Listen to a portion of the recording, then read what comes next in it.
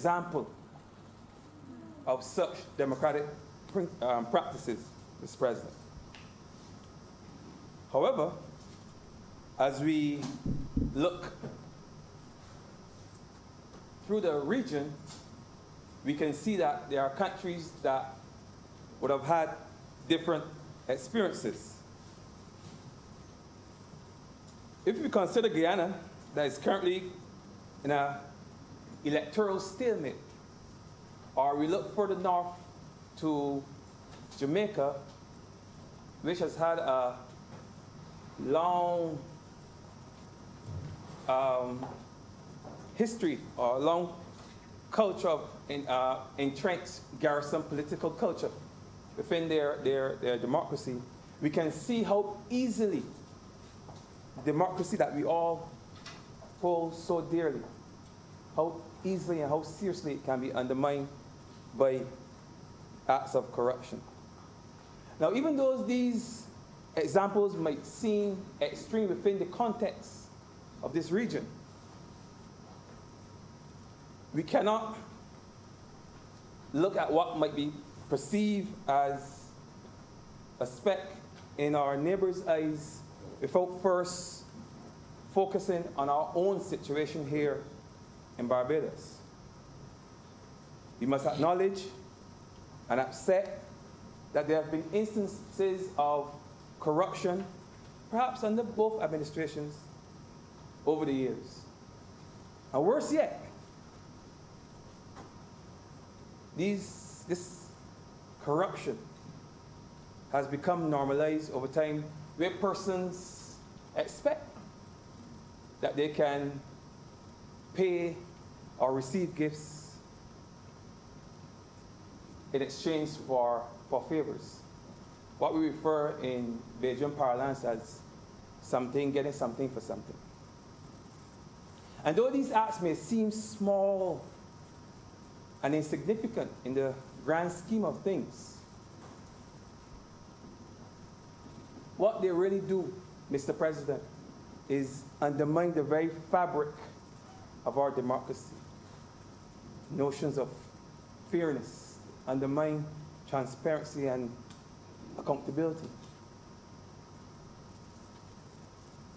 Such, Mr. President, is the pernicious nature of corruption. We don't notice it, but it's there. So to widen the discussion on corruption, because I don't want to look at it through a very narrow lens of just quid pro quo, as they call it. It must be noted that corruption also involves, and this is important to note, the manipulation of policies and rules of procedures by persons in decision-making roles for private gain, as well as abuse of state resources. And I want you to think about that. Those persons in decision-making roles in the public service. Who are these people? Who am I referring to?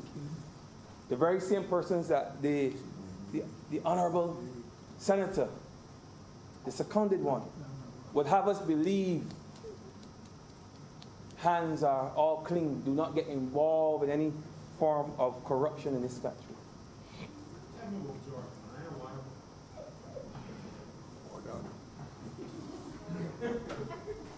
Over the years, Mr. President, because of this corruption, a number of persons have been polarized, marginalized, disenfranchised, only because they lack the links or the connections to persons in high office. Those who make the decisions.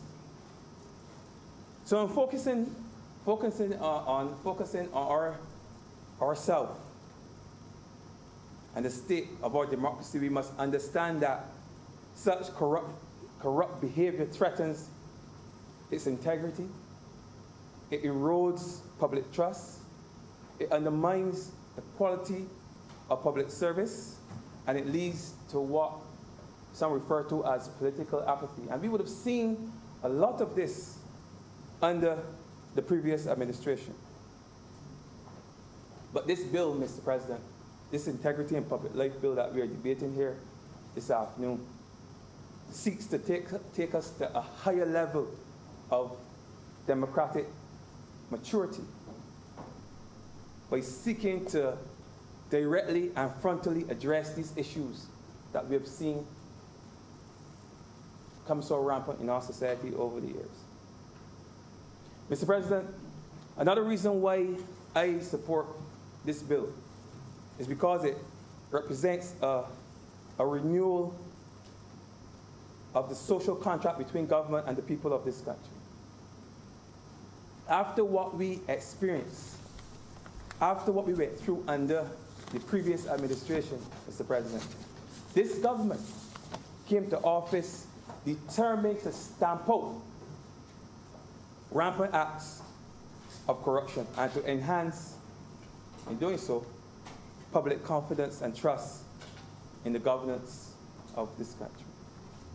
In essence, what this bill also represents is a recommitment of that promise to the people. It's a translation of our intention as a government to make concrete steps, to make true the promise that we would have given of building the best Barbados together. Concrete steps in that direction of building the best Barbados together. As public representatives, Mr. President, we are entrusted with immense responsibility and power. Responsibility to look after the interests of the public. And integrity demands that we act in the best interests of the public. I believe it was the Prime Minister who said it last year that we do not need to be corrupt to get through. We do not need to be corrupt to get through. And it's true, we don't. But there are some among us who do not believe that. So just let me briefly touch on those persons who hold high office in the civil service. We are blessed to have a skilled and competent civil service. But we have to ensure, Mr. President, that this commitment to the culture of integrity and that it permeates through that sector as well, that space as well. This bill seeks to provide an ethical framework to put mechanisms in place to help in fostering a culture of integrity for those in public life. That's all it does. It seeks to create that framework. This bill not only condemns corruption, but it includes accountability mechanisms that underpins integrity and proposes disciplinary arrangements in the public service. And this is with the setting up of the Integrity Commission that was alluded to earlier in the debate. I think at the end of it all, Mr. President, those of us in public life always have to ask ourselves this question. In whose interests do we serve?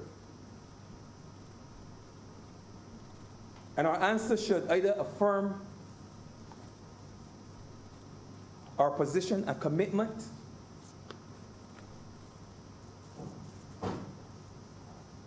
or cause us to evaluate where we stand.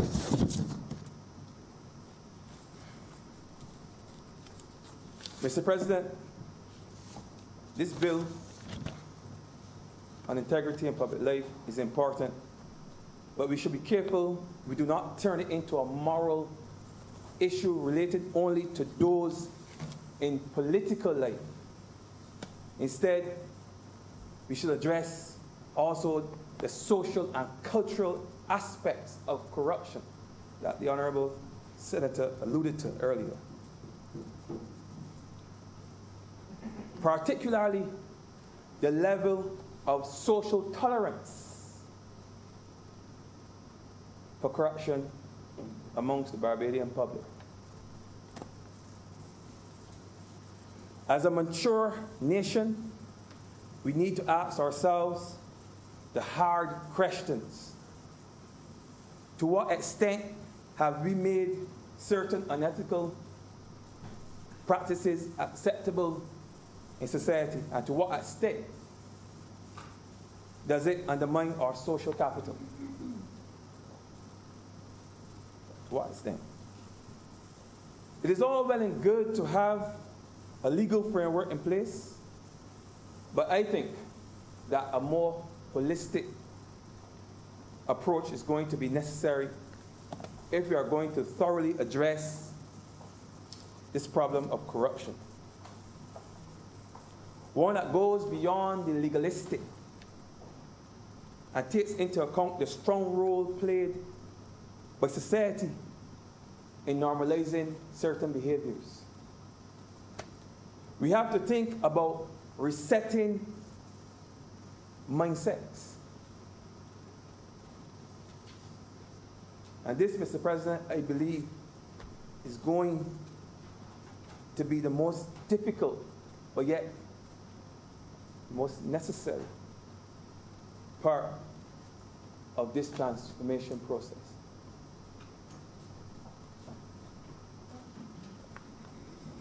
Furthermore, I believe that the mechanisms put in place by this bill will not function effectively as transformative agents if there's no supportive political culture. How do we reorient the mindset of persons who have grown so accustomed to corruption that they no longer see it as wrongdoing? How do we? In fact, let me use this as an example. There was a general belief, and I think Senator Greenidge alluded to this earlier, that persons entering public life, political life, poor or from the working class,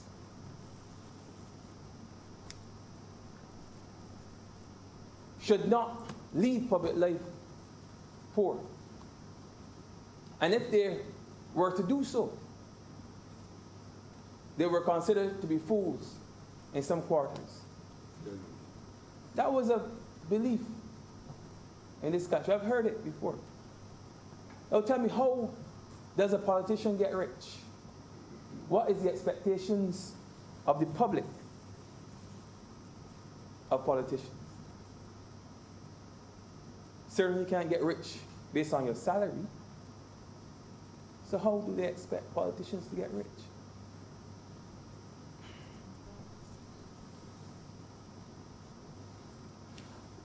How do we reorient the minds of young persons, especially, who see vote buying, vote selling as okay? Or persons who believe it is acceptable for certain state employees to hide out in rum shops and park in cat rows and wait until 4:30 to start work so they can claim overtime. How do we reorient the minds of persons to see this type of behavior as unacceptable, as corruption? Because that is corruption too. And there are countless examples of that, Mr. President, that I wouldn't have to list, but when we think about it, we are aware of these things. people must see this as corruption. Not only politicians are corrupted, there's corruption right across the board. Different levels, entry level, middle management, and those civil servants in high office. So in as much as I support this bill, and despite given what I said earlier, it would be remiss of me not to mention that not all parliamentarians, not all of those persons who hold high office engage in corrupt practices. In fact, the vast majority of public officials, both elected and appointed, have given sterling and dedicated service to this country and have not engaged in any kind of corruption. And those I would want to commend. But then there are others in both the public and private sector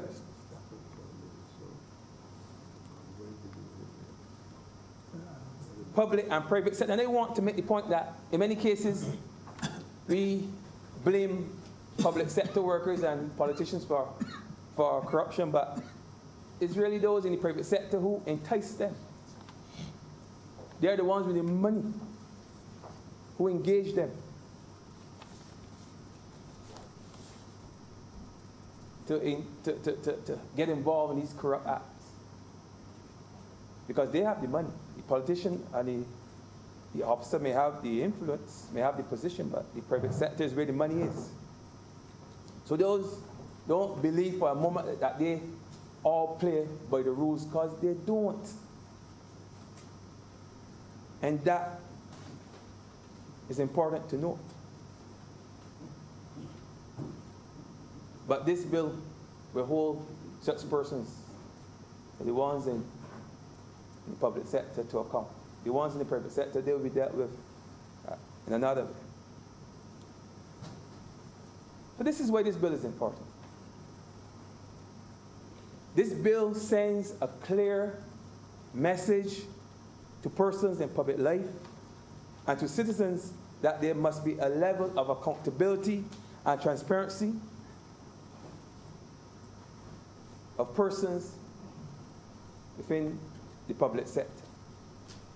And it's the responsibility of all involved to say something if they witness blatant acts of corruption. It's their responsibility, Mr. President. I'm going to just reach to the clause within the bill that speaks to this piece of legislation having compelled persons to speak out. Because for far too long, we've been seeing within our space, within our offices, our departments, blatant acts of corruption. And persons were turning a blind eye, a deaf ear, on the basis that it was not their business. But corruption is everybody's business, Mr. President. So the Act in Clause 27, I believe it is, it states that a person exercising public functions who knows or suspects that another person has been or is likely to engage in the contravention of this Act shall report this knowledge or suspicion to the Commission. Even if you suspect that persons are thieving, according to the honorable member on the other side, it is your duty to report it. A person exercising public function who without reasonable excuse failed to report his knowledge or suspicion as required by subsection 1 is guilty of an offense and is liable on conviction on indictment to a fine of 5,000 or to imprisonment for 6 months or to both. And it's unfortunate that you have to come to this point. But the reality is that if you see something, say something. because it affects you. Because that money that they are stealing, it has to come from somewhere.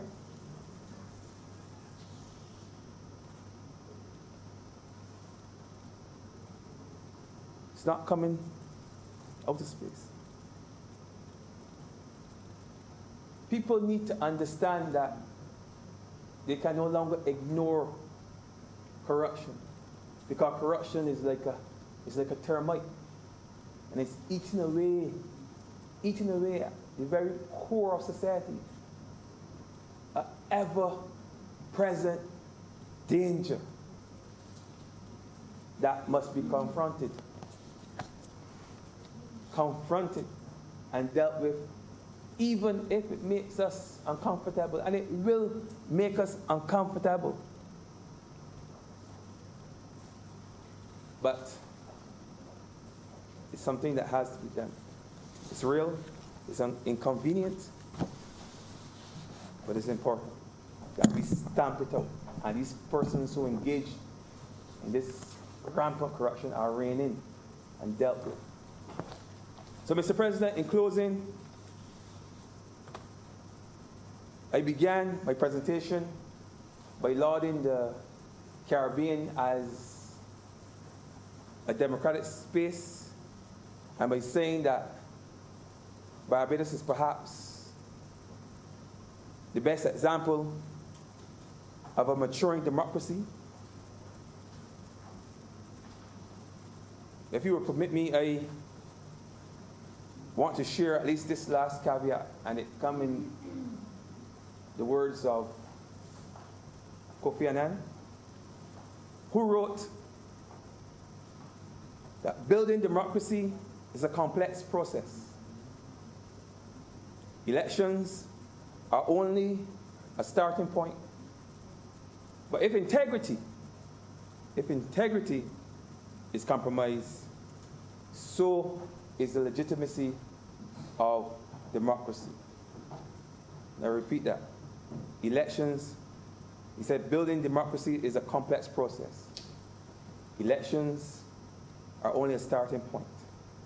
But if integrity is compromised, so is the legitimacy of democracy.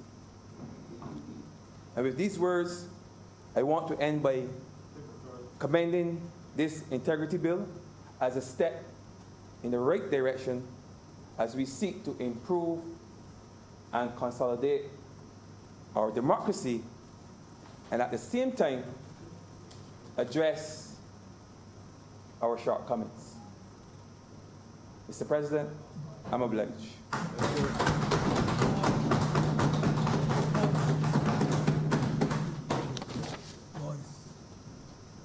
I next recognize Senator Boyce. Thank you very much, Mr. President. Following on from a very inspired contribution, and it really gave me some food for thought. Sir, for my part, this legislation clearly has a laudable purpose, and today we have seen a variety of statements with regard to how wide a net it may cast. Then we have heard more recently, and I thought normally I was the one to come with the idealistic perspective, but our fellow senator just went down that path for me, and I'm very grateful. So we have those who say it's too wide, and we now hear the idealistic reasoning as its purpose to seek to rein in the concept or what may be viewed as corruption within the nation.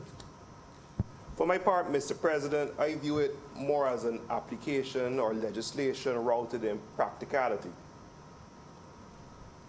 I wouldn't compare it to Damascus, a road to Damascus moment, Mr. President, but I was driving to the office yesterday when we had what we like to call weather. And there was a young man who was being allowed to cross the road because a vehicle had stopped.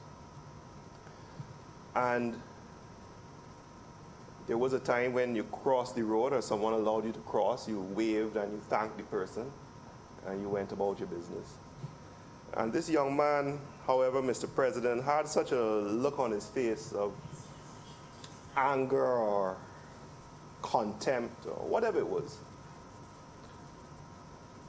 And I thought to myself that this is an example of who we have to reach.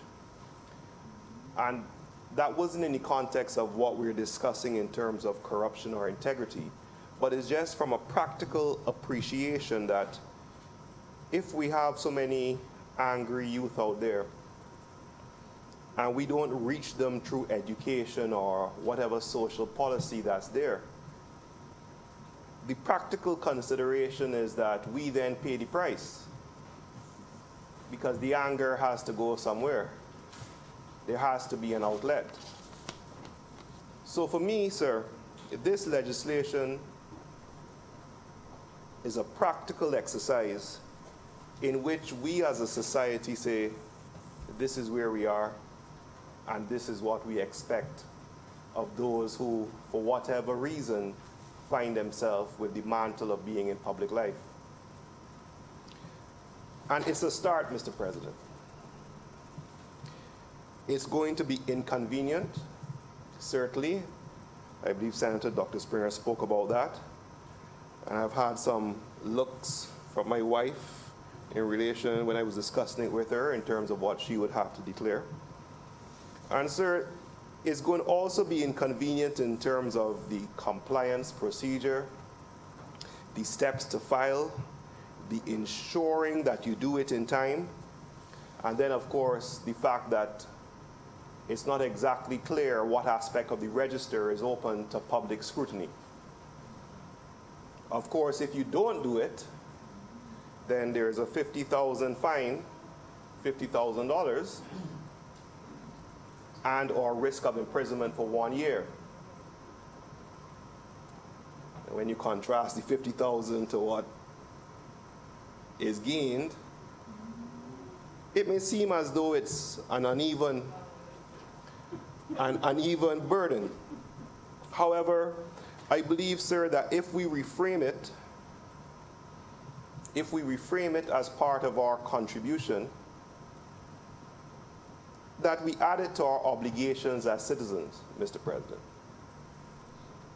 And it's an obligation that we bear, recognizing that while we see those who are disadvantaged and we have to do our part, this will then become part and parcel of doing our part, Mr. President. And maybe it's a comparatively light burden compared to what others have to carry in their service to the nation. And maybe when we look at it from that perspective, we might find ourselves a bit more willing to engage in the obligations if the $50,000 fine doesn't spur you. One of the best quotes I heard in relation to this issue, though, Mr. President, was when we were at the historic Parliament building. And Senator Rogers, before he was doctor, sir, said a line that stuck with me. And he said, "You cannot legislate morality." I believe it was Senator Rogers. And I thought that was a fantastic quote, Mr. President. We are not seeking here today to say we wish to be moral police of persons who conduct themselves in public life. I believe what we are saying here today is that those of us who find ourselves in this position recognize that there are certain obligations which come with it. And maybe, and just maybe, we start today to make it a more commonplace concept. There was a time, Mr. President, that I understand these devices were frowned upon within the chamber, sir. There was a time, Mr. President, we had to find ourselves in a physical space to conduct business, to conduct even pleasure. Now the world is changing and we find ourselves utilizing the technology with regard to those aims. So maybe what we do here today starts us on the road by which we start to give more consideration to how those in public life find themselves, maybe for the better, maybe for worse, subject to more scrutiny. The 1929 Corruption Act, Prevention of Corruption Act, can do its job, but like with anything else, we adjust with the times. But it's not just enough to pass the legislation, because it has been seen very often, I wouldn't say in this jurisdiction, sir, but I'm sure that any basic Google search would reveal that there are many commissions relating to integrity that have become toothless tigers. Now, some will say a toothless tiger still has claws. But if you have a commission which is not given the resources by which to do its job, then you have a commission in name alone.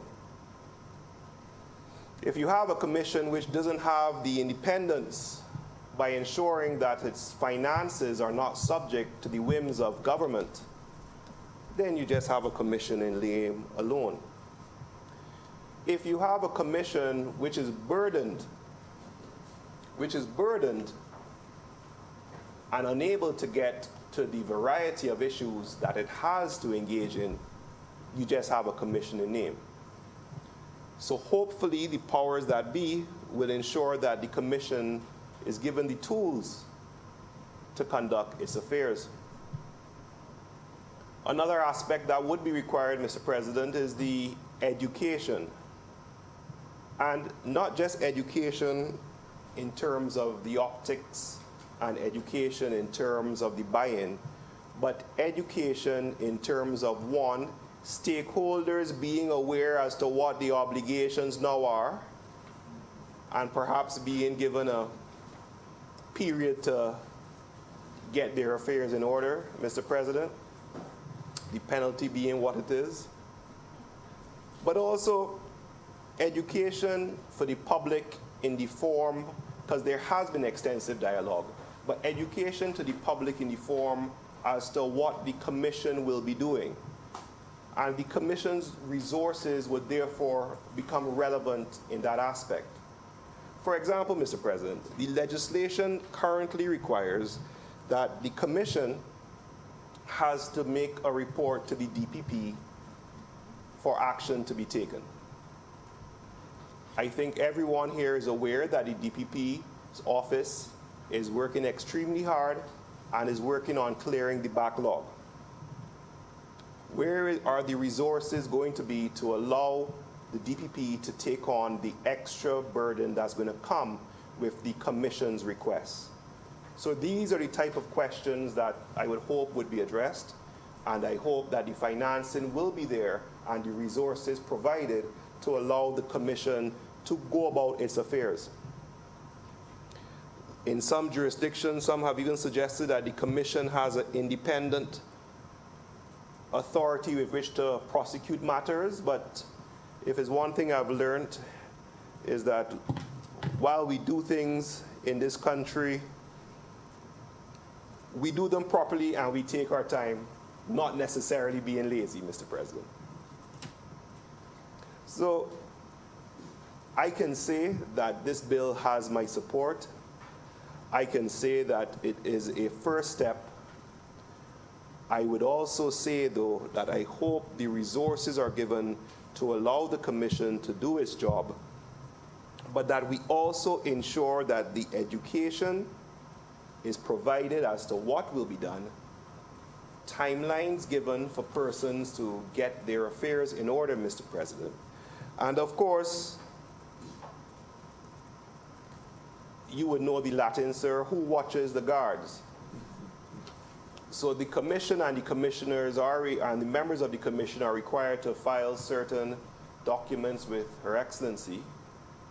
but who is then responsible and where are the resources provided for ensuring that that task is done and ensuring that the commission exercises its function in the manner that it should.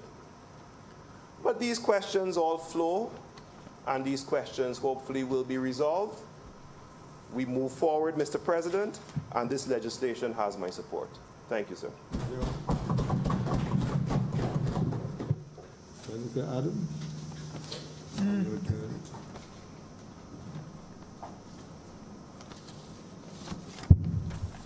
Thank you, Mr. President. I don't usually get to speak after Senator Boyce. I don't know if I've ever told him this story, but I actually took a flight with his father once, just as I was appointed to the Senate. And he said, "Oh, Kevin, we'll be in there with you." He's very independent. And I think that contribution that you just made underlined the faith your father had in you. Mr. President, I think the very first thing I want to say is congratulations to the government, to the Attorney General, to everybody who took part in the Joint Select Committee process. I think this Integrity in Public Life Bill is monumental in more than one regard. But I'll start with the historical context that makes it monumental. Mr. President, I think politicians in this country, no one would disagree, are not generally held in high esteem by the public, at least generally not in their own lifetimes. This is nothing new. There are exceptions. But it's captured in a quote I found in Hansard when I was preparing for this debate. And the quote runs like this: "This idea of corruption has now become a way of life, and no matter what any particular individual may say, it is the attitude of the people of this country that politicians today in Barbados are corrupt, and that they are only in Barbados for what they can get out of it." Now that was said on the 16th of October, 1973. And it was said by the current Prime Minister's grandfather on a day that the then DLP government was faced with a no-confidence motion and a resolution to modernize the very act that we've heard referenced today, the 1929 Prevention of Corruption Act. Neither of those resolutions passed, but I refer to that quote, sir, because it's symbolic, I think, of the way our approach to anti-corruption and integrity has been treated in this country. By resistance or inertia, that 1929 Act has sat on the books and in an ironic twist has reinforced this very judgment of politicians in our country. Now we're at the point, and Senator Franklin touched on this, but I'm going to interpret it slightly differently. We're at the point where it is other countries who are now prosecuting our politicians for corruption. And Senator Franklin, he said all we've got to do is enforce that 1929 Act. Why are we doing all of this? And I'd say the real question there is, why are we not using that Act? And I think the answer is that there are structural obstacles to us using that Act. Senator Boyce just talked about resources. I think that is one of the problems with trying to enforce an Act that's 91 years old. But it's not the only one. We simply don't have the legislative structures that make that Act effective.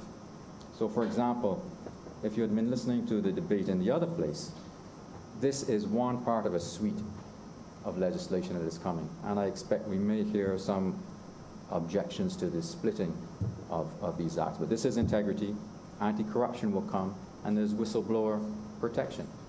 Now, I think in a small country like ours, that whistleblower protection is particularly important.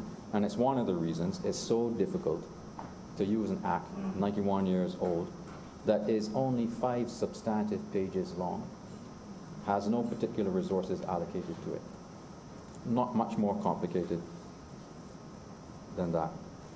Now, when I prepared my notes, of course, I know we have to be mindful of what other senators say, and I wasn't going to touch on this, but it's striking to me that one of the objections we've heard so far is that the tone for integrity has to be set from the top, and we can't expect everything that's below that to follow the canons of probity, as it were, if we're not doing the right job at the top. If only the top were doing what it's supposed to do, then everything would trickle down. I believe that's the expression Senator Drake's used. I find it very hard to put a lot of faith in the argument that says we don't need to include everybody in this kind of legislation. We only need to deal with those at the top. I'm not even sure what further arguments I can muster against that. It makes little sense to me. This is a societal problem. We've heard it in several places. We cannot seriously be saying that focusing a piece of legislation on 30 people, and I exclude the 21 for the moment because we've also heard arguments that presume the 21 in here because they only receive, I'm glad you get 1,400, I think I get 1,387 a month. You know, how can we say that because of that, these people must be excluded from, should be excluded from coverage? It doesn't make sense. I mean, I could advance an argument. You know what, I will, and I don't say this to be unkind, but if we're going to say that, as Senator Franklin you did, that you know many of the civil servants who are now being captured by this, they are clients of yours. And then in the next breath we're going to say, I'm not going to vote for this legislation unless that subset, who happen to be my clients, are removed from it. An argument could be made, I'm not making it, I'm just saying it's possible, that is ethically questionable, that your vote could be used to protect the very people who actually pay your wages. And this is just a small example. This is a societal problem. It doesn't focus on merely 30 people or another 21 people. And we're all caught by it. Now, there was another aspect, and I'm sort of used, I think we all are used to hearing stock arguments brought up by opposition senators, and one of them is rush jobs. So it's a shock to me to hear that a piece of legislation started 2 years ago that incorporates a further 9 months of consultative process and training to get everything in place is being described or characterized as something that hasn't had enough time spent on it. I think that's a little unusual. I'm going to borrow a quote here. Last time out, I'm inspired a little bit here by Senator Dr. Rogers. Last time out, he treated us to something from Voltaire. It was highly defamatory to doctors, not doctors of theology, but doctors of medicine. I thought he was brave to say it, given that Senator, Doctor of Medicine, Chris Maynard, sits within scalpel distance of him. But he did say it, and I thought it was effective. But I believe I can offer a quote here that no one will take exception to. A little older than Voltaire. It comes from Pericles. It's one I've used before. I like it. It runs like this: rather than seeing discussion as an obstacle to action, we think it an indispensable preliminary to any wise action at all. Are we seriously saying that not enough consultation has occurred on this bill? That's not an argument, I think, that bears a great deal of scrutiny. And it's something, indeed, that the Prime Minister time and time again has said consultation is critical to the way she intends to approach administration in this country. And I think it's been carried out to the full in this example, and it's shown its value. A monumental piece of legislation sits right in front of us. 91 years have gone by since that 1929 piece of legislation. And what seemed impossible to many, including the very cynical, now seems to be something just within reach. We're almost on the cusp of what I would describe as something inevitable, almost. Now, Senator Springer said a few things that I feel like he maybe peeked at my notes beforehand, but he talked about corruption, and really what he was saying is, why is this important? You know, corruption does several things. And I think top of his list was it undermines our system of justice. And he also spoke about the misallocation of resources that it can involve, especially for projects that perhaps have only seen the light of day because someone paid the right bribe, and they end up costing the public treasury too much money and not delivering what they said they would deliver. But further than that, and he talked about this, I'm going to back it up, it encourages bad actors. It propagates bad behavior when it goes unpunished. And worst of all, and I can't remember who said it, but it was said in here, worst of all, it is not only corruption, it is the perception of corruption. And it does something very insidious. It robs the government, everybody who works in the public service, and indeed wider society of trust in themselves and amongst themselves. And this is a slippery slope, I think, to my mind, of sliding downwards towards a disintegration of the social partnership. Trust is key, and corruption really speaks to that to a great degree. So all of that is the reason I consider this a monumental piece of legislation. That's the historical context. But there's another part here that I don't think anyone has really touched on, and it's important to me, and I don't think it's tangential. I think it's quite central. And we haven't spoken about the coherence of this legislation and its place in the government's program, a program that was announced in the manifesto in 2018. And when the government knew the election was coming, before that, the publication of this manifesto, it put down in black and white what it proposed to do. And it said to the electorate, you know, if you give us the votes, if we take the reins of government, here's the program, here's what we're going to do. Won the reins of government, and since then, Prime Minister and her ministers have systematically been doing what they said they were going to do in that document. There is no randomness to this legislation. Not only is it monumental historically, but it's doing something quite core to the government's program. And the government has managed to stick to that program despite some of the tremendous challenges that have been thrown at it.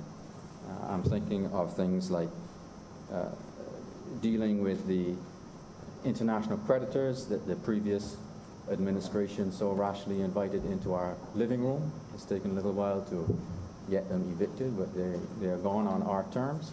I'm thinking of the hand grenades that the European Union tosses at us from time to time and attacks our international business sector in the most hypocritical and venal, I think, manner that merely hides the problems they have with their own domestic policy. But most of all, I'm thinking of the global pandemic, COVID.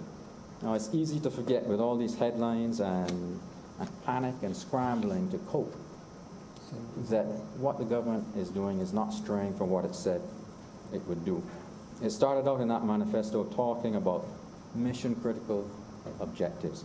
And these were things that were really designed to extinguish some of the fires that we found burning in our country. And then it moved on to talking about those parts of the program it would deliver in order to set in place a foundation for lasting prosperity. It's not an interpretation, Mr. President. This is actually written down, as I say, and it should be repeated. Doing those mission-critical tasks and setting the foundation for lasting prosperity, well, these are things that, in the words of the former Prime Minister, Owen Arthur, allow us to go for gold. Now, I'm going to say just a few words about the program so far before placing the integrity in public life legislation within that. The Prime Minister came to office and she said she was going to deal with the mountain of debt that we found ourselves laboring under, that she was going to boost the foreign exchange reserves, she was going to give the central bank greater independence, she was going to stimulate investor confidence, put us back on our feet. All those things were done. It was described as job one. The Barbados dollar was saved from devaluation, and the economy was stabilized. This allowed us to do, I can describe those as mission critical. This allowed us to do things that started to steady the ship. Who has forgotten what the South Coast Road used to look like when it was spewing raw sewage? You know, we still have water woes, but we said we would fix the problem. We fixed it, and we will fix the others as well. Who has forgotten that tertiary education, the financing for that now, has been removed, and it's easier for our young people to get the education they deserve to get a leg up to move ahead. Things like electric buses have been delivered, garbage trucks, so on. All these things have been done, and I'm not suggesting we should be happy that there's room for complacency. There is not. But once those things are out of the way, there are other tasks that set the course, set the foundation for lasting prosperity. The integrity legislation certainly is one of that. Like Senator Springer, I just described how corrosive, how insidious it can be if you have corruption prevailing in your country. We can believe it starts with 30 people, maybe extends to some of the 21 in here, if you believe what you've heard today. I'd suggest that's a fairy tale. This is a societal problem that has to be dealt that way. Senator Boyce raised some very, very pertinent points on resources and independence. I thought that the bill does deal with these, some of them in a bit of a cursory manner, but I would point out on the resources front that the bill provides for these to be voted by Parliament. No system is perfect, but I think that is important. And when you talk about independence, if you look at the process by which the commissioners are appointed, first of all, we know already from the introduction by the leader of government business that these come from the ranks of judges, they come from experienced attorneys, they come from experienced accountants. In both those two latter cases, who is the person who's consulted? It's the professional bodies to which they belong. So at each step, there are measures put in place to guarantee the independence. There's a space for members of the clergy. So Dr. Rogers will be happy, but however, if you're a member of the Senate, you're precluded, but the clergy is present. There is room for a person nominated by the Leader of Opposition and also the Prime Minister. So I think some of these questions speak to, again, the monumental work that's been done by the Joint Select Committee and the drafters. They have thought of these things. We have to, I like that phrase, who watches the guards? We have to be mindful that any system, any structure needs to be monitored to ensure that it's performing as we want it to perform. I thought when I read through the legislation, I thought of Senator Franklin, I won't lie. I thought under Part 6, there is ample scope for making complaints. For those who frequently hurl allegations into, before now, a void, now there's a chance to put those directly to a structure where they can be examined. I think the initial procedure is it will go to the complaints panel. The complaints panel will look at it, and then it will forward it on to this independent commission that I described a moment ago. However, I would say, and I like this part of the bill very much, I would say that it's not just a free-for-all for shouting what you think is wrong and making complaints. If you go and you make a complaint and it starts with the words that, well, I feel that so-and-so has done this, or my friend told me that, or one that I've heard in here, it smells like corruption. Without evidence, these things may not go too far. And indeed, under Section 29A, they can be dismissed as frivolous complaints. And further, under Section 30, if someone has made a malicious complaint, something that is judged irresponsible, they can be subject to a prison term and indeed a fine of $100,000. Now, I mention these things because I feel this bill represents a balance. We know, as Senator Boyce said, that it imposes a new burden on those that it captures. And I can understand why people are sensitive to it. And I liked, I'm going to paraphrase now, but I liked the way he described this, and I'm going to call it the price of democracy. But I think we're on the same page. If you want to make some inroads into what everyone perceives to be a problem, and indeed the U.S. justice system has shown us is a problem, you do have to pay a price. It doesn't just happen by itself.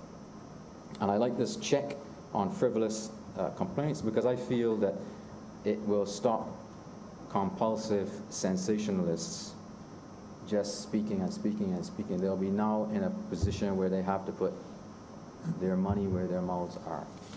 And I like that very much. Now, in closing, Mr. President, I want to touch on something that it does touch also on the quote that Senator Boyce referred to, made by Senator Dr. Rogers, that you can't legislate morality. This bill, I don't think, seeks to do that.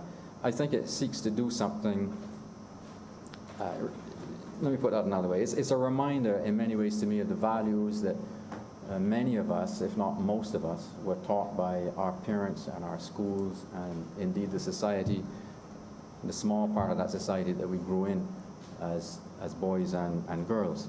If we are saying that, and I've heard this argument, it's a variant of you can't legislate morality, but if we are saying that you cannot teach integrity, to my mind that means that you are saying several generations of parental effort to raise their children to know the difference between right and wrong, to know when to admit responsibility for something, to know how to say sorry, the value of keeping your word, even when it's a very uncomfortable place to be.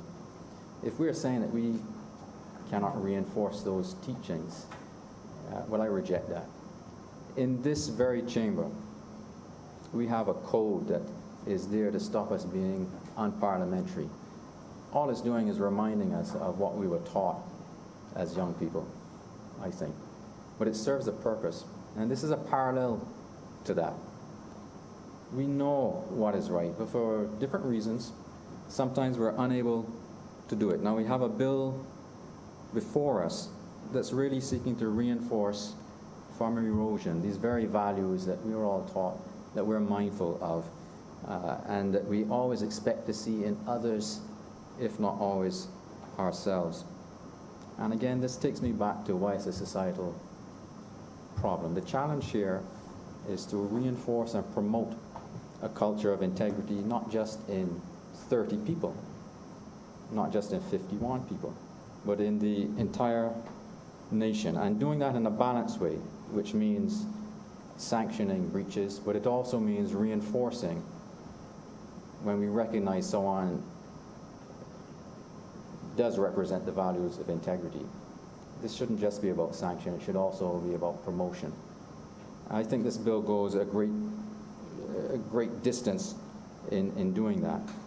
I tie it back with my final few moments here to the manifesto. You cannot put in place a lasting prosperity if you allow corruption and a lack of integrity, a lack of protection for whistleblowers to blossom. We have to have that in order to move forward in a new way, in a way that expands our capacity beyond what we've known until this moment. I thank you, Mr. President.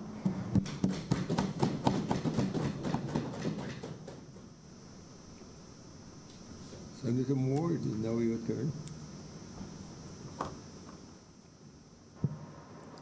Thank you, Mr. President. First, let me say that I was a bit constrained whether or not I would speak on this. And the reason for that is that I support the principle only of what the bill is seeking to achieve. But there are some aspects of the bill before us that make it difficult for me to offer full support to the bill. And why constrained? Because I would not wish in any way, because of the sensitive subject that we are discussing, I would not wish in any way for this honorable chamber and the public at large that will be following this debate to misconstrue my reservation for anything more than what it is, the discomfort that certain aspects of what we are trying to do brings. First thing that I would like to observe, Mr. President, is that this Integrity in Public Life bill offers a commission very broad powers, which is a good thing. And I say that it's a good thing, but just like colleague Senator Greenidge, when he spoke, I recognize that because the commission has such broad powers, that if officers are not selected very carefully, then what is intended by the bill and the value that can obtain can be significantly compromised. I think about the investigative officers, for instance, who have the powers of arrest and so on. If you're not careful choosing the right people for these positions to avoid abuse of power, that will be one concern. Or on the flip side of that, not abuse of power, but individuals who may be easily persuaded to do something or not to do something that they are supposed to do. So it would have been a lot more comfortable if we had seen outlined the criteria that may be used in selecting such people. The second observation that I have to make, and we've had some months to review this bill and to compare it with other pieces of legislation across the world and across the region. And it is noted by me, Mr. President, that this particular piece of legislation offers no protection for a whistleblower. In Jamaica, for instance, the Integrity Commission Act 2017 provides that any information or document disclosed by a person or body shall not be used in any criminal proceedings against such person or body, save and except in criminal proceedings for an offense relating to the provision of false or misleading information. A bill such as this one that is so deliberate, so intent to address a particular concern, and I hasten to add, so intrusive as well, should offer some measure of protection to the people that will be involved in bringing information that may be useful to ensuring that integrity is maintained.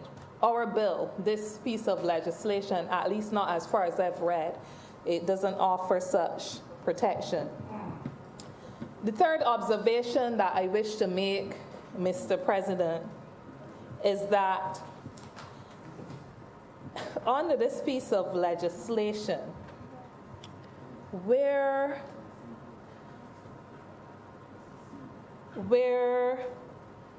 I'm looking for this section, I think it is section 37, where you talk about a person being exonerated following an inquiry of some alleged contravention. If a person is exonerated, this information is not naturally gazetted. What will happen if a person is exonerated? The registrar, the commission shall, in writing, inform the person who made the complaint and the person alleged to have contravened the act of the finding, and at the request of the person whose conduct was the subject of the complaint, publish the finding. That's if the person is exonerated. This is my problem when I was reading it, and maybe it doesn't seem such a major issue, but exoneration is not automatic. But if I was charged, that will be gazetted. So if there was a complaint alleged, that will be out there for everybody to see. But if I was exonerated, the commission comes to me and requests my permission, and I have my permission to put my charge out there. But that is another observation that I find a little one-sided or obscure in the legislation. A fourth observation relates to the filing of registrable interests. Section 18. Section 18 outlines a number of interests that must be filed, particulars of directorships held in any company or body corporate, particulars of any contract made with the government or a state-owned enterprise. It goes down, beneficial interests held in land, particulars of any sources of income, etc. And Mr. President, I recognize that as being very important, as previous senators have noted, to get into the heart of the matter in the way that the bill seeks to make sure that a person who starts off with $5 when they entered public office don't end up with $5 million. That was right, $5 and $5 million? Something along that line. But Mr. President, the problem that I see is not in section 18, but the contradiction that I see in the bill before us comes at section 19. Because you have all of that with a register of, you're registering your interests, all of that is before a commission that is supposed to be sworn to secrecy and whatever else, and we have all the forms attached and the swearing in that will be done and so on. But at 19.3, the commission shall make the register of interest available for public inspection. Why do they need to be confidential if John Public can go and access the register of interest? And then when the information comes out on TikTok or wherever it may come out, Mr. President, I'm sorry, I don't have the time to explain to you what TikTok is. But when it comes out on Twitter and other social media sources and so on, no one can say that any members of the commission have breached confidence, the confidentiality, because members of the public can go, any member of the public, Mr. President, I've grown up I've been raised to understand the value of privacy. I also understand exactly what the legislation is about. But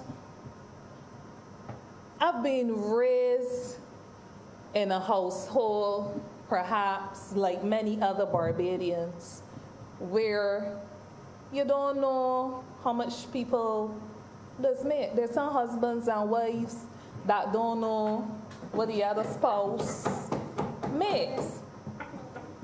In my own experience, I remember when I was a teacher at law school. Yeah, I had to go and try to impart something there. When I was a teacher I couldn't resist it. When I was a teacher at the law school, I remember my dad coming to me probably around the time of my second paycheck. And I saw for the first time what he was making, because he was a teacher himself in a primary school. And he came with a slip and put it on the dining room table. And he said, "Look at that. Go and bring yours." Put it there. Look at that and look at that. Earnest trained teacher coming through the ranks, me coming out of university, a graduate teacher, and my salary being compared to his. And his simple advice to me was, if you're not into it for the love of it, if it doesn't bring you intrinsic satisfaction to teach and to help and to nurture others in this way, then perhaps this might not be the profession for you, because where you are at the start of what could be a career, and where I am over 30 years into my career as a teacher, it's about $200 different. I'm just saying that because in households, people don't necessarily know everything that goes on a pay slip of the people closest to them. And I don't think you can have a relationship with a parent to child closer. I had to be careful of that because my husband might be listening. Parent to child closer than mine with my father. And I didn't know.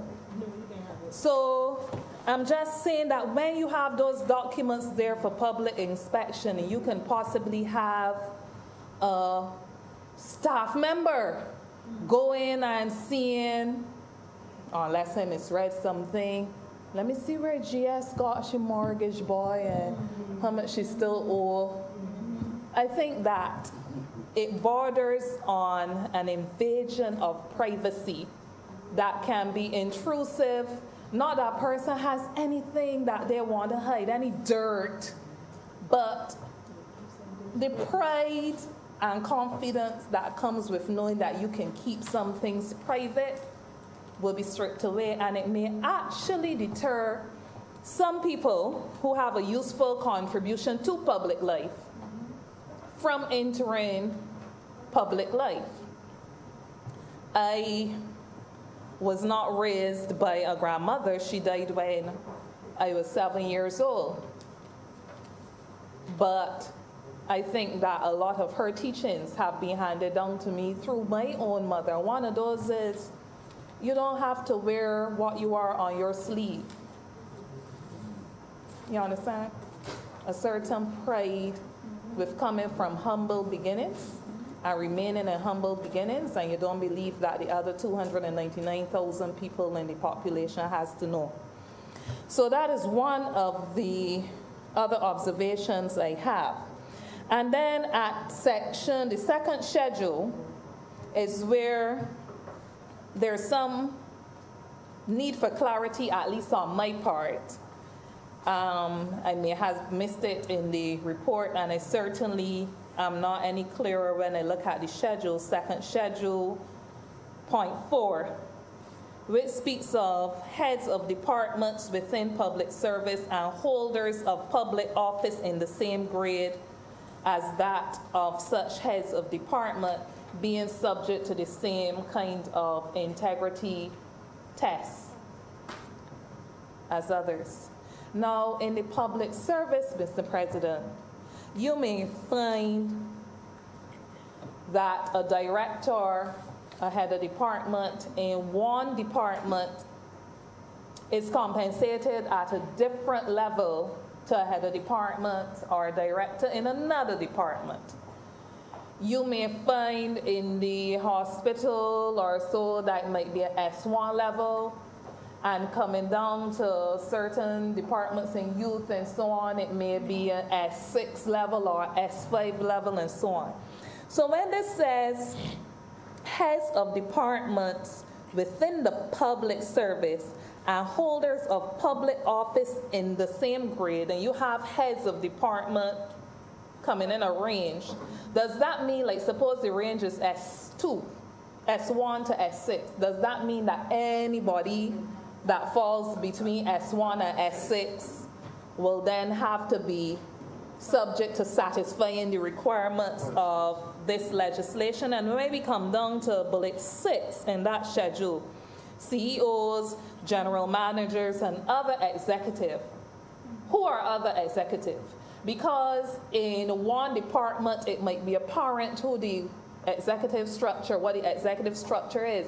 But in some departments, and we well know that, it is not very clear what the executive structure is. So in my view, this would have needed some clarification, and that clarification perhaps can come with some expansion.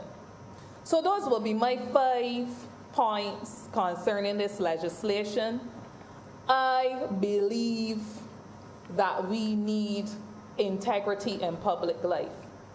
I understand that integrity is one of those concepts that is sometimes hard to define in legislation.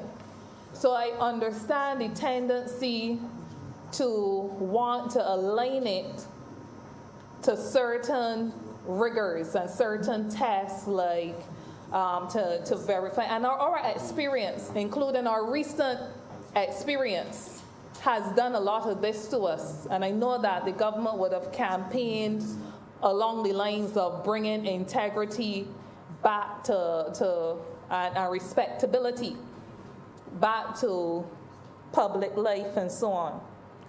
But I think that what, in setting about what we have defined as an objective, that we may have gone a little bit too far.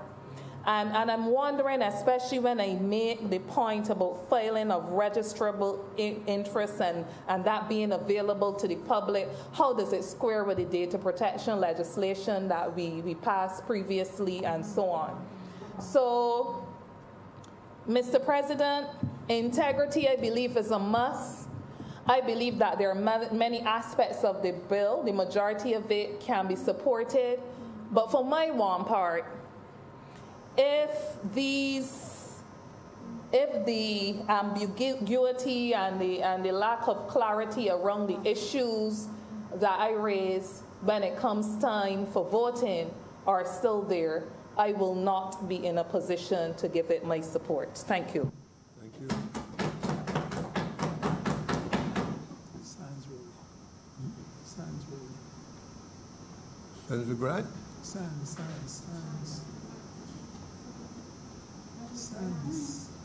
Yes, very well. Proceed, Senator Sands. Thank you, Mr. President. Mr. President, I rise today to lend my voice in support of this bill. Now, I will say that I'm a young man for the most part. I would take guidance. They said I am a young person. And based on my day-to-day interactions and conversations with young people my age group, my peers,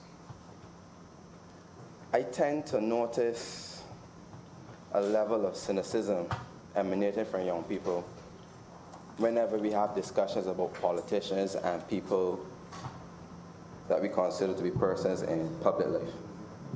Now, there's a large percentage of young people in this country, I believe so, that have general concerns about the governance of persons within public life. There's a personal belief that people in public life are corrupt. To put it frank, if you speak to young people will say to you, they believe that people who exercise public functions are corrupt. But if you go further into the conversation with them and delve into the meat of the matter, 9 times out of 10 you will notice that they are unable to give you specific information or evidence to support their inner belief about aspects of corruption. They would be unable to say to you definitively which politician is corrupt or which public official is corrupt, but the feeling remains.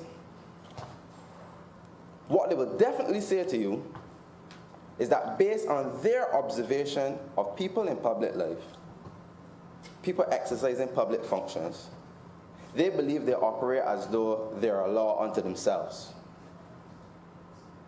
That the persons in these two particular groups would enter positions and overnight become rich persons. I heard one honorable senator suggest they come in as paupers and leave probably on Forbes' list. That is a concern for a lot of young people in this country. They believe that people in public life, persons exercising public functions, abuse their power for their sole benefit. These are concerns that they have. And as I said, this viewpoint is not necessarily grounded in specific facts, but it remains a perception that they have. And with the recent development of a former minister from the previous administration being found guilty for offenses relating to corruption, or offenses related to money laundering, which quote-unquote might extend into corruption, one can only reasonably assume that this particular instance would have a detrimental impact on the way that young people would have in terms of their perception of people in public life. They have a smoking gun now. So before I might be able to say to them, well, you're unable to provide evidence to support your contention, so maybe you should refrain from saying that. Before I would be able to highlight them, just if they do a quick Google search, they can check the Corruption Perception Index and research the Transparency International, where they have Barbados ranked at 30 out of 180 countries. And the only Caribbean country within this region that is ahead of Barbados is Bahamas. That speaks volume for this country as a whole. This speaks volume to this country as a whole as it relates to the issue of corruption. But having said that, even if on that index we are not rated low as it relates to corruption, I can tell them anything. It will not change their perception. And sometimes perception is all you need. Perception is everything.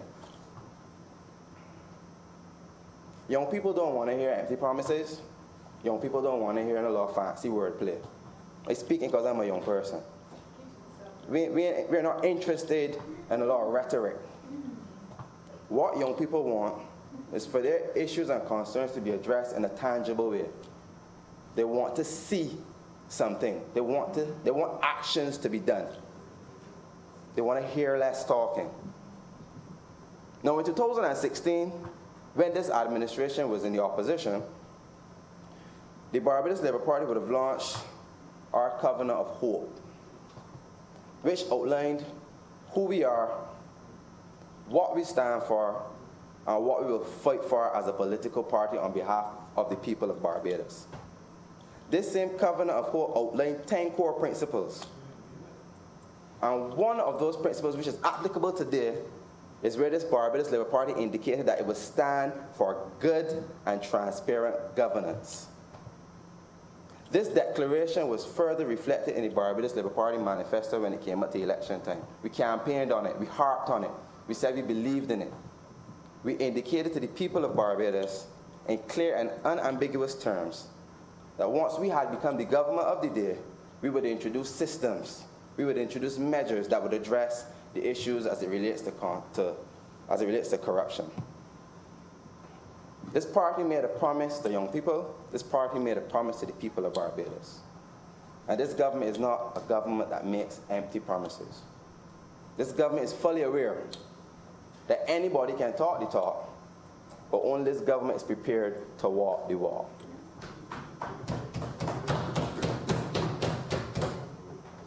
This government today has honored its promise, its social contract to the people of Barbados. And most importantly, this government addresses the concerns of young people in respect of their perception of corruption as it relates to people in public life and persons exercising public functions. This bill is indeed a monumental bill. It is monumental because this bill simply does not allow the status quo to remain.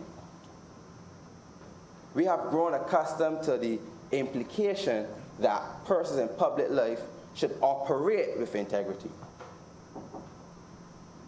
But there was never no real parameters put in place. You can't really legislate honesty. You can't legislate persons to be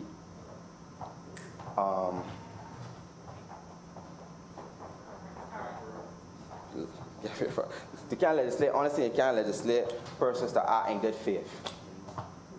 You might not be able to do those things, but what you can do is put regulations and parameters in place that if any of those type of persons slip through the cracks, systems are in place to deal with them.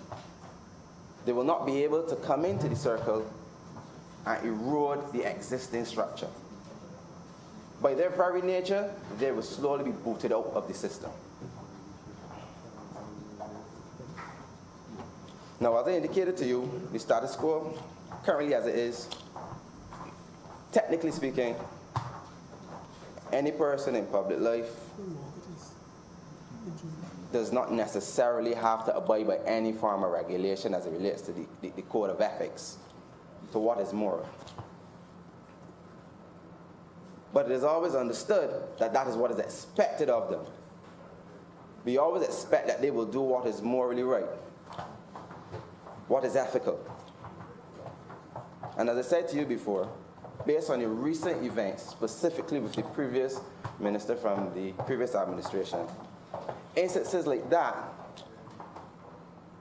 have detrimental impacts on how a society feels about the people at the quote-unquote top of the food chain. The persons who make laws, the persons who regulate laws, the persons who exercise public functions. So what this party has sought to do is directly address the issue of integrity. This particular bill today seeks to strengthen the measures for the prevention, detection, investigation, and prosecution of acts of corruption and ancillary matters.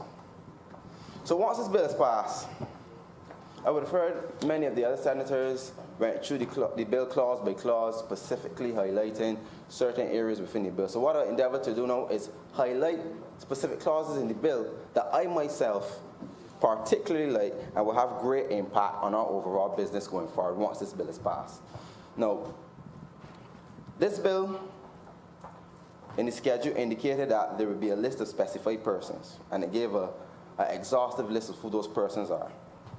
But these specific persons will now have to file declarations of their financial affairs with the Commission, the Integrity Commission, every 2 years, which would outline their income, their assets, their liabilities, their investments, anything of that nature.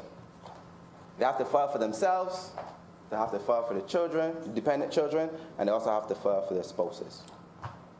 And I heard one of the honorable senators in here today give a reason as to why that is important. Because apparently in the past, persons would usually put assets in the friend name, the spouse name, the children name, anybody who's willing to put the name on the line to take things. That's how some persons operated in the past. So while this particular bill might not want to be as far-reaching as that, what it seeks to do is touch those persons closest to you, those persons that you most trust, those persons that you're more likely, if you are practicing corrupt actions, to involve them in your practices.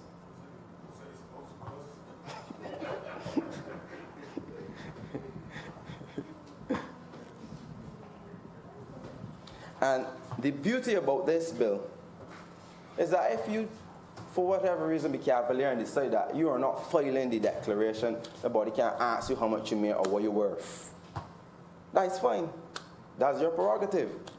However, the bill grants the Commission the power to name and shame you. You don't want to declare your wealth, your worth? That's fine. They have the right now to put it in the Gazette, publish it in the Gazette, as well as the newspaper, indicating your unwillingness to comply with any order as it relates to filing your declarations. I think that is a significant step for this integrity legislation. One thing Bajans don't like is to get shamed. Now, another aspect of this bill that I particularly like relates to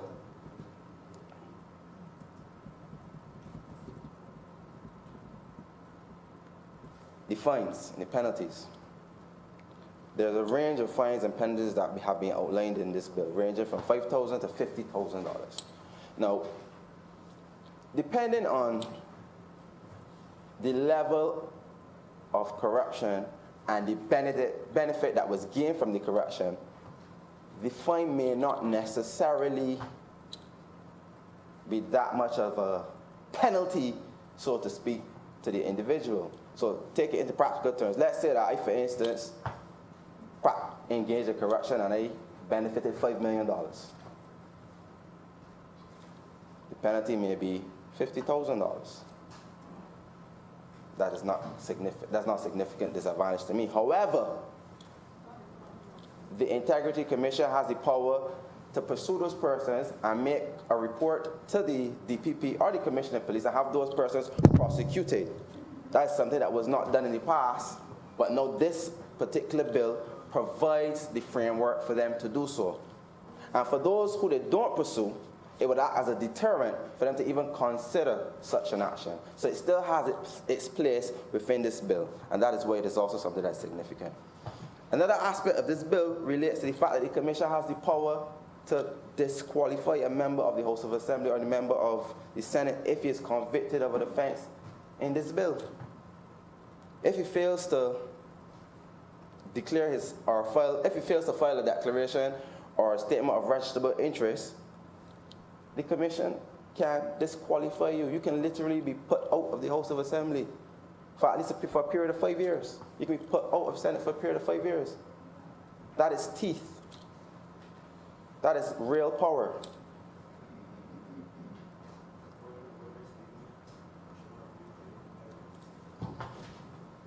That is real power.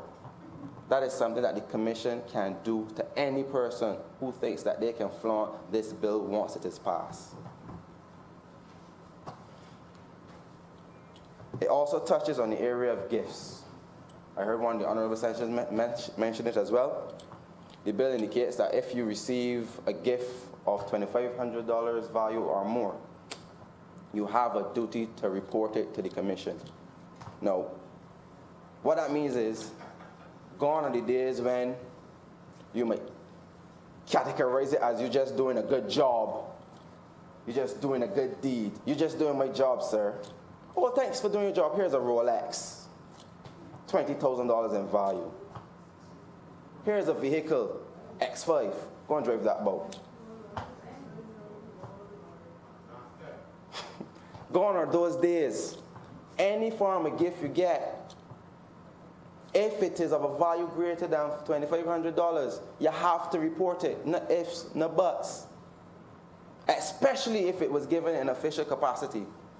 And even if it's personal, you still would have to indicate to them and let the Commission determine whether or not they deem it to be within what they consider to be a personal gift.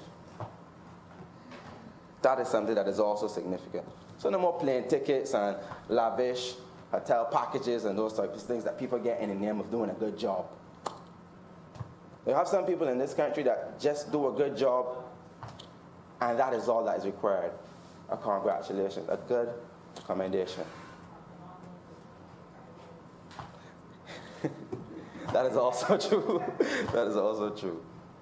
But one of the things that I wanted to mention as well, and I wanted to read the specific sections in the bill, relates to the code of conduct. The bill establishes a code of conduct for persons exercising public functions. And I thought that this was something that needed to be harped on. No, for the first time in this bill, once passed, this bill will set parameters on how people in public life should use their position. The bill states that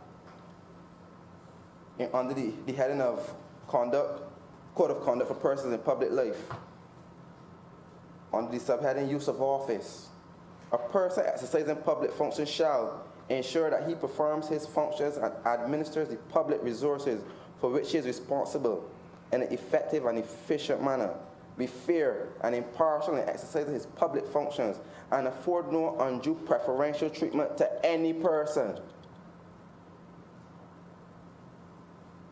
That is significant. Because on simple experiences, that has not always been the case in Barbados. You might be fair and impartial to a certain extent. He might perform his functions and administer the public resources in a responsible and efficient manner. But he might not always execute undue preferential treatment to people. Quote unquote, doing favors for your friends, helping out your friends. Simple things. Corruption is high and corruption is low. So because you don't necessarily benefit $5 million but gain $150, you're no different. Corruption is corruption. And I just want to be clear, corruption does not only relate to receiving money. Back in the day, I heard people say, sometimes people in public life don't need money because things just come free. So why do we need to be corrupt? Quote unquote. I don't need to get money to build a house when I might have access to bricks. I don't need access to buy mole when I have access to mole. All of that under this legislation is frowned upon. If it belongs to the public, it is the public's resources. It is nobody else's.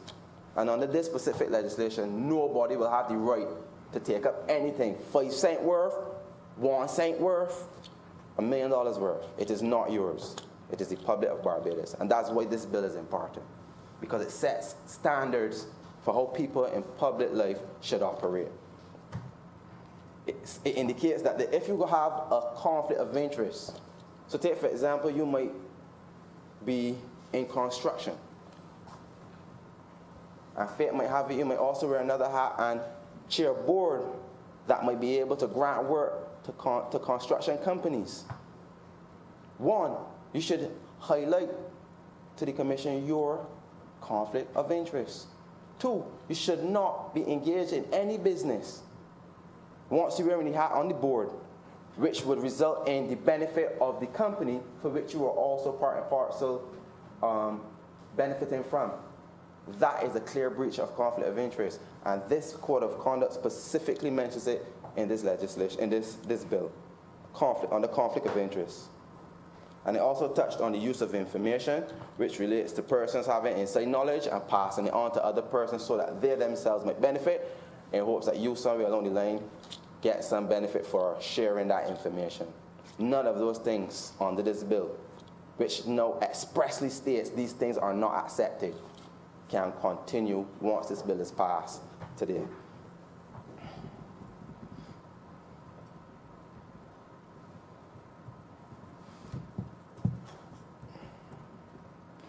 And there's only one last thing I want to highlight in this bill that I think is also important and the public should also be aware of, is the fact that it now imposes a duty on persons exercising public function to report suspected cases of corruption. That is a serious, serious, serious charge. You can no longer sit down in the office and act like you're minding your business. If you are aware, and it can be proven that you were aware that somebody has been conducting business in a corrupt manner, you now have a duty to say something. There was a saying, if you see something, say something. You cannot sit with your hands on your lap anymore. You have to do your national service to this country and report persons, because if you don't, it will slowly reap its ugly head again, and we don't want that type of behavior in this country again. Mr. President, these were just a few of the highlights from the bill that I strongly felt should be mentioned as part of my presentation. Now, in closing, Mr. President, any form of corruption, be it perceived or otherwise, it is harmful to the development of this country. This is why today, this bill will mark a significant moment in this country's history, where this government will pass, hopefully, a piece of legislation that will compel all persons in public life to adhere to the principles of integrity, accountability, and transparency, thereby leading to a drastic transformation in the way we see public officials handling the public affairs of this country. Young people in today's day love to see progressive action. And I believe that this bill is indeed a progressive bill. I know that some of the senators may have their reservations, but I do hope that we can come to some middle ground and understand the importance of this bill, given recent history in this country. Mr. President, I anticipate that once this bill is passed, it will have a positive impact on the perception of the young people that I referred to earlier. And I anticipate that the conversations that I will have with them in the future would be a little more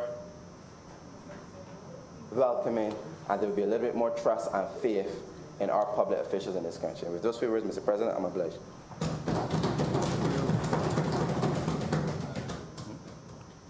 I next recognize Senator Rogers.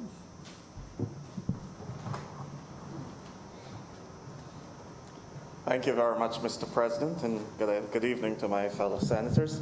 And I wish to thank those who would have given me way to say a few words at this time, given I have to leave shortly to be a part of an ordination service in my own denomination as we give thanks to God for the new ministries. I welcome the Integrity in Public Life Bill, and I do say that it's not something one would expect of a politician to bring something called the Integrity in Public Life Bill when they're in power, but I wish to commend the government for pushing this bit of legislation. But I wish to also make the point that this legislation comes at a very critical juncture in our history as a people. Just a few days ago, we would have celebrated and observed the 83rd anniversary of the 1937 riots. And a few days from now, we will be observing the 186th anniversary of our Declaration of Emancipation in this country, in this region. And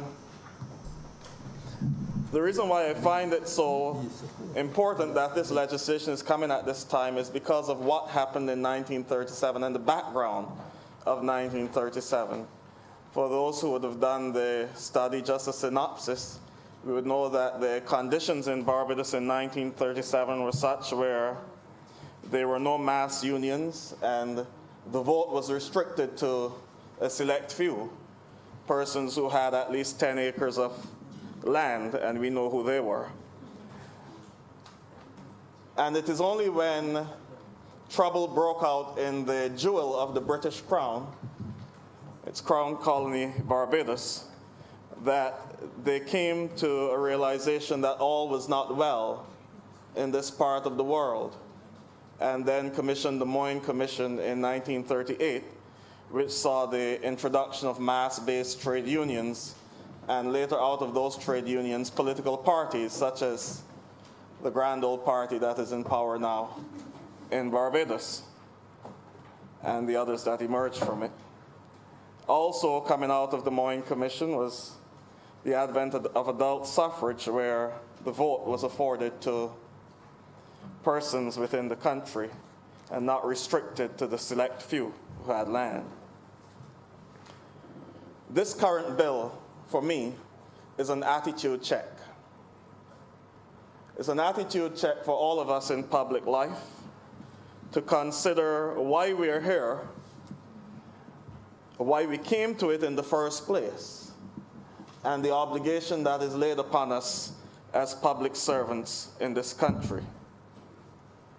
It calls us to consider the journey of our people, to remember that the very chairs we're sitting in were not built for persons like us to sit in them. The very position we hold in this chamber, it was not meant for us to be in here. We are the products of a people who were never meant to be. But by the grace of God, we have come this far, and we have attained self-governance. And therefore, it is even more incumbent upon us in this generation to ensure that there's integrity in our actions in public life than I believe it would have been for those who were in control in 1937. Because for us, it is a sacred responsibility.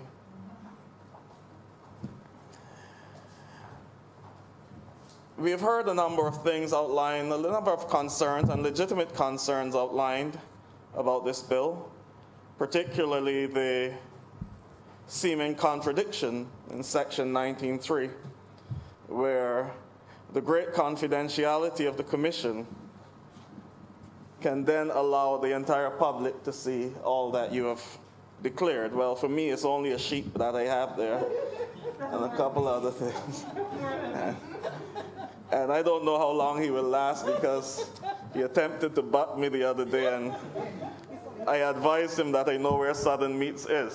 So, but that's just another matter. That's just an aside.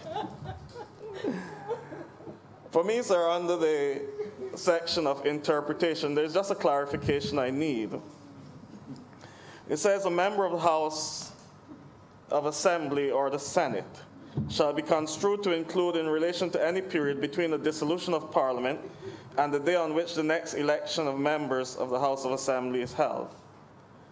I like that line, but what I would like some clarification on is, does it speak to persons who are running freshly in an election? And at what point in time will they declare their assets? Because if we are waiting for them to declare their assets when they've been elected, the horse may have already bolted. That's just my concern about that particular portion of the bill, because I've never been close to election campaigns. I've never been close to political parties. And so I've only operated on hearsay, so I wouldn't bring that here. But I will bring the issues raised by Senator Springer.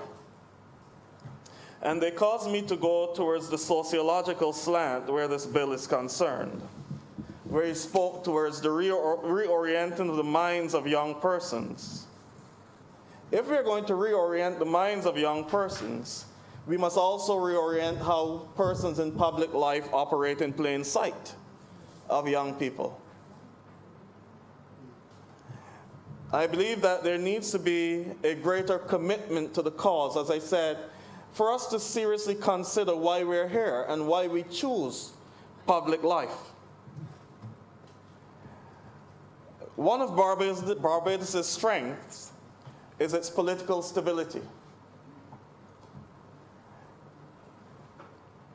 But I dare say, the thing that brings about its political stability is also one of its weaknesses.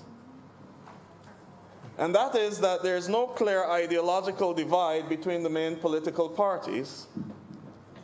And so, young people looking on, as Senator Sands would have pointed out, must be seriously questioning the value of their vote. Because the way in which political actors can change their tune within this twinkling of an eye and morph into the shape of the other side is phenomenal, and I believe unique only to Barbados. And therefore, it brings into question, but all those nights that I went out in the dew to hear you, and then within the twinkling of an eye after you're elected, all of a sudden, my vote that I give you means absolutely nothing anymore. Young people will question the process. And their parents too, as Senator Moore said. And so, the value of the vote, sir, when we are talking about integrity in public life, must come to the fore. I do not know if it is true, but again, Senator Springer raised it, so I'll accept it. And it was raised by a former prime minister of this country, the whole notion of vote buying and vote selling. Again, Mr. President, it may not be the person in public life. It can be a surrogate, a shadow, that is carrying out this activity if it exists. And it begs the question, do politicians corrupt people or do people corrupt politicians? There used to be an ad on television for a university, and the ad simply says, I have no money because I don't have a job. I don't have a job because I didn't go to school. I didn't go to school because I have no money, and you just keep going around and around and around. And when it comes to political life in Barbados, one has to ask the question, I want to help the people, but I can't help the people if I don't have a seat. I can't get a seat if I don't, I wouldn't say it anymore. If I don't get elected. And I can't get elected if I don't have the resources. And it goes on. And the question comes, sir, as Senators Springer and Sands and some others have mentioned, there's a lot more behind this bill than what is written on the pages here. Because it goes into the whole notion of campaign financing in Barbados. And the problem with campaign financing, sir, and vote buying and vote selling is that our politics becomes nothing more than bread and circuses. Bread and circuses is a term, panem circenses, by Juvenal around the year 100 AD. Juvenal, the Roman satirist, not church, once said, already long ago when no man sold his vote, but the people have now abdicated their duty. And a nation that once handed out military office and controlled legions, its people now wait for two things, bread and circuses.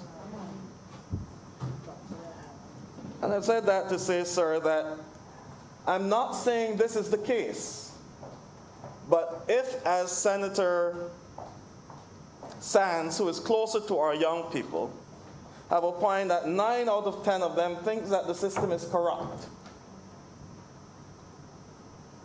though they cannot explain why it's corrupt, and probably part of the reason they cannot explain is because of the same shadows,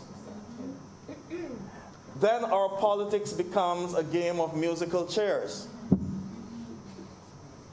What is musical chairs? Ever played it when you were young? You run around and you run around and you run around, and when the music stops, you sit. But in musical chairs, it's the person who plays the music that controls who sits. And so what we need to do is to find out who plays the music in Barbados.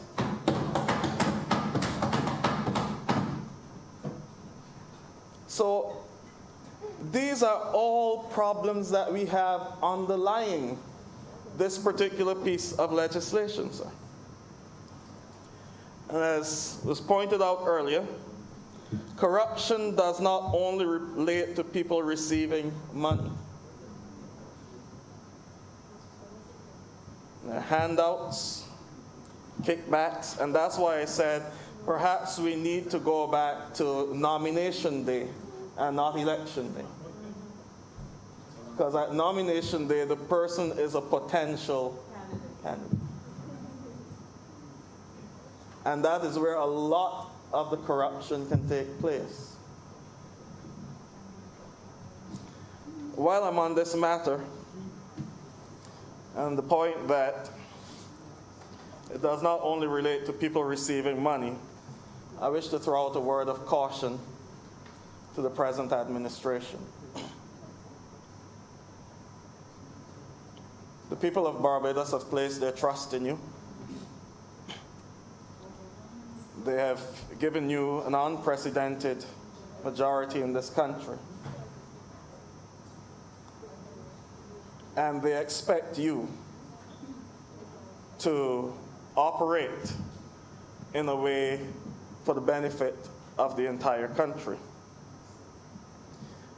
And it is very difficult, I must imagine, having so large a majority, because we can easily become carried away to believe that 30 love means 100%. 30 love does not mean 100%. There are other persons out there who did not support the administration. And your duty now, even as we consider this legislation, is to make sure that there always remains that dividing line between the party and the government. Even if it's a lattice fence, put up one.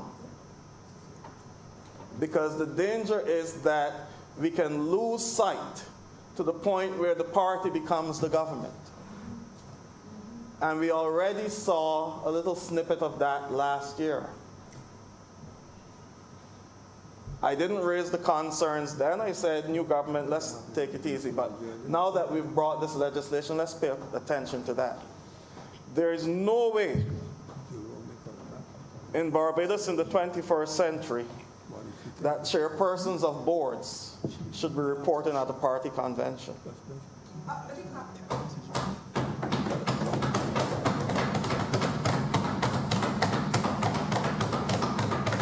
Boards are not entities of the party. I'm just set this dividing line, or else you end up with centralization of government in the party and not the separation that ought to exist.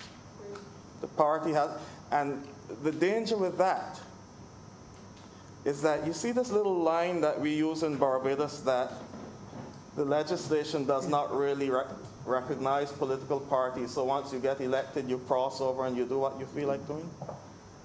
Our young people are watching. And the danger with a country like Barbados, unlike many others, is that we have invested heavily in education. You can't educate people and treat them foolish. The most dangerous person you can possibly have in a society is an educated person. And those young men that we talk about and those young people we talk about, they're educated. And they are watching. They're paying close attention. This is not a criticism, just a caution. Just a caution. I welcome this legislation. I welcome the fact that we are putting checks on ourselves as persons in public life. But let us remember that it goes far beyond the letters that are written on these pages. And our people are watching us. With those few words, I thank you, sir.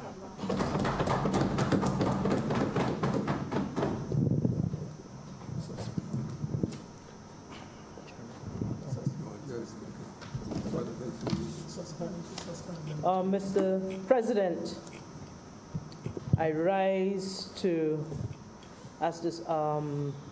request the suspension of this debate for further consideration.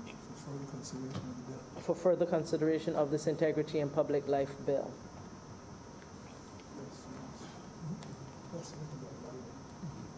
The question is that further consideration of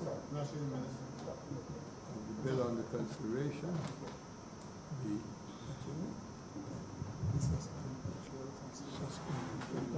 adjourned.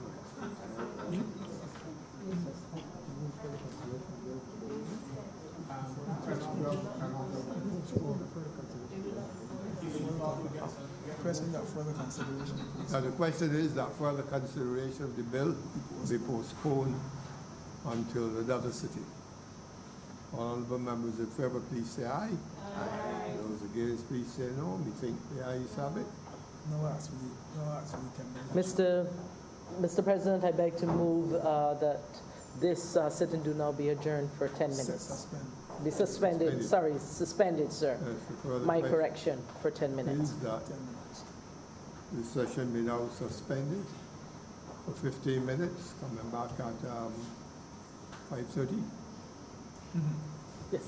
All honorable members in favor, please say aye. Aye. Those against, please say no. And we are now suspended until 5:30.